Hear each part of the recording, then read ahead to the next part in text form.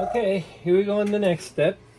You can see the Stug 3 is upside down. I painted overall gray, painted everything, painted over the swamp mix, which I already applied in a previous. And it's interesting how some of the swamp mix I usually would paint first, then add the swamp mix. In this case, I added the swamp mix before and then painted, but the swamp mix, some of the colors still come through. I'm still gonna paint everything as I mentioned. Doesn't have to be solid, but there's enough layers to this.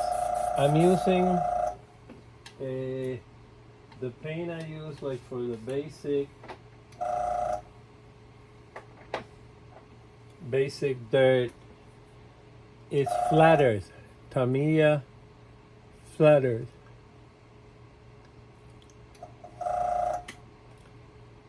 XF 52. Straight out of the bottle. Again, I thin it with denatured alcohol that I buy in the hardware store. Obviously, all this area down here is never gonna be seen. What I do is I use this area to practice different effects on the areas that will be seen. In this case, I've been giving a lot of thought to what to do in terms of frost or snow, because again, this is going to be a Kharkov vehicle, and that means plenty of snow. I don't want to make a white vehicle. So again, I'm still not sure exactly what I'm going to do. I think I'm going to do gray and then have like a frosted look here and there. See how that looks and go from there. Okay. So now just paint over the swan mix areas with the flat earth. Later, I would add shading to the borders. Any line would get my shade mix, which is a very dark red brown. I would say half red brown, half flat black, from Tamiya again.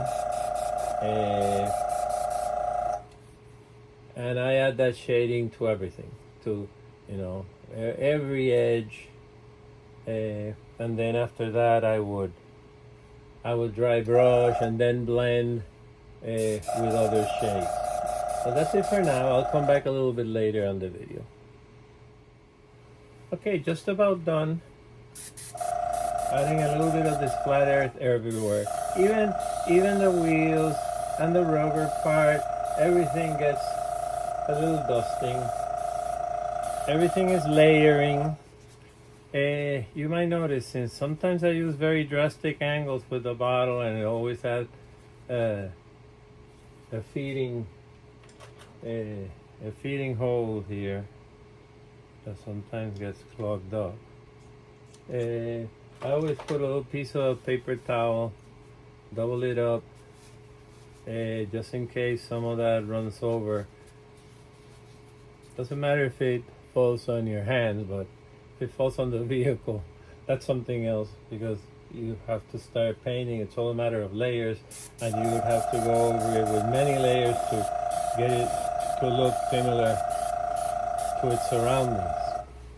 So now I'm gonna get the shading bottle ready. Again, it's a very dark red brown. I use the Tamiya German red brown, which is XF64. Mix it about half and half with black, and then when I use it in the gun, half and half with denatured alcohol, which I use as solvent. Okay, I'll be back in a little while.